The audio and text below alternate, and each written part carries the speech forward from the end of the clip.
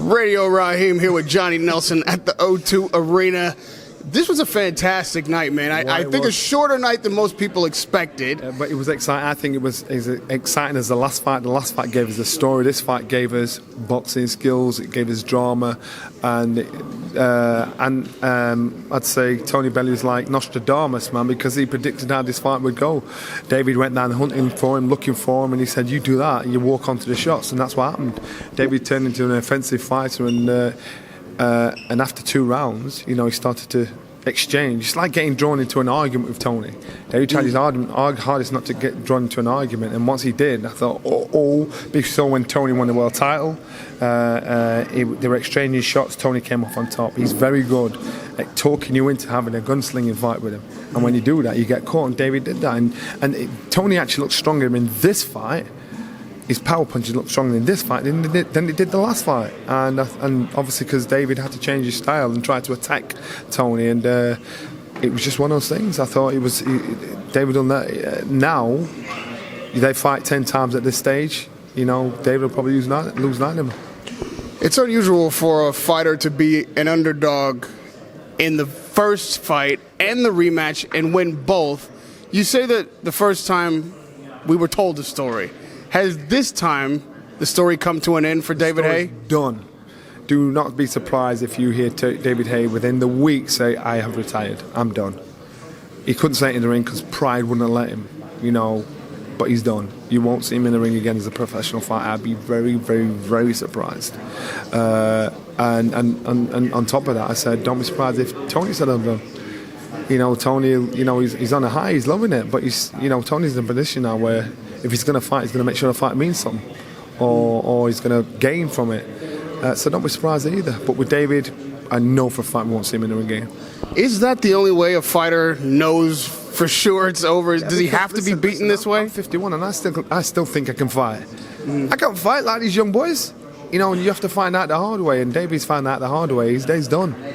And it's hard to say, it's hard to accept, and you hate someone out actually saying that, but you know, if he's honest with himself and his people around him are honest, to say, all right, then concentrate on other things in life.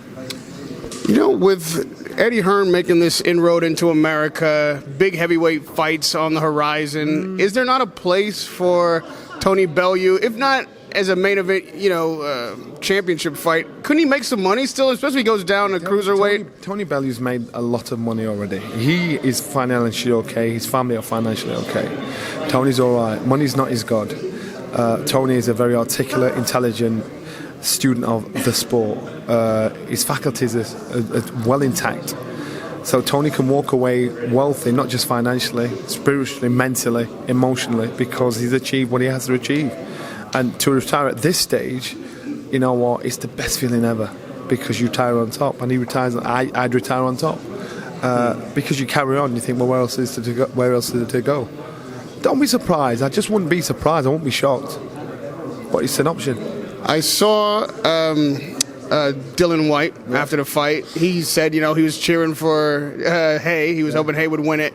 Is that a fight for Dylan to take? Is it something now to beat Tony Bellew? Is a heavyweight get any credit for that? Dylan, unfortunately, is in a position where he's in the who needs him club. The rewards are not high enough to risk fighting Dylan White. Number one. Number two, Dylan's in a position where, look, even the world champions are trying to change the goalpost so he's not number one. He's in that position where financially the gain isn't as high enough, big enough. The risk is probably too much. So he's very easy to ignore, and that's the position Dylan's in. So Dylan's got to make noise. Dylan's got to try and get into these clash kind of fights. That's what he's got to do. You're a fighter. That's a very exclusive club. You're among men who have all experienced something that no one can pretend they've done. Only a few have done it. It was interesting when I was talking to Chisora, who always has a lot to say, but about David Haye, he said, once David got money, he thought he was better than everyone, and he claims nobody likes him. No, with that situation, that's about how you look at life. That's personal opinion, and you can't. Derek doesn't know David well enough to make a comment like that. I don't know David to make a comment like that. David knows David. He's the only one that can say that kind of thing. Maybe your perception of David has changed, but it's unfair to say that about somebody because you don't know the real facts of what's happening behind. You might just look at him differently because all of a sudden we've got 20 million in the bank. So has it really changed? I don't know. I'd kind of ignore something like that because that's a personal issue where you just don't go. It's like in our sport. If people are talking about you as a fighter and your abilities, your successes and your failures, fine. But once they don't start talking about you on a personal level, why take it on board? They don't know you personally. They don't know what sort of person you are once your door's shut. So that kind of thing, I pay no mind.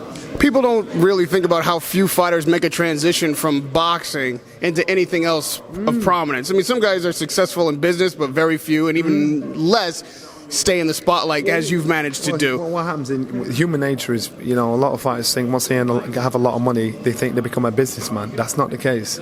Just because you've got a lot of money doesn't mean you're a businessman. It doesn't make you a businessman, so it doesn't make you astute to make loads of money because you've got to go through experiences, good and bad, to get the wisdom of being a good businessman. And that's why a lot of fighters lose the money in those situations. To make that transition from the fight game, it's very hard because boxing never trains you for nothing. It trains you to stand on the door of a club. It trains you to be another trainer. That's it. So it's like when you've retired. Now David will retire at 37. He's going to be like a 37-year-old school leaver. He's going to think, right, what shall I do? And and it's the same with most fighters. David just happens to be in a position where he's a millionaire. Well, most fighters aren't in that position. You obviously made some wise choices. You took advantage of other skills that you have. If not David in particular, what would be your advice to a fighter who's had a storied career like his to do now? So David, if I was David, he's venturing into the promotion side of the fight game. Go there. You've got property, go there. You're still in a position to talk about the name, go there. You're not slow, you're not punch drunk, go there. I walk away.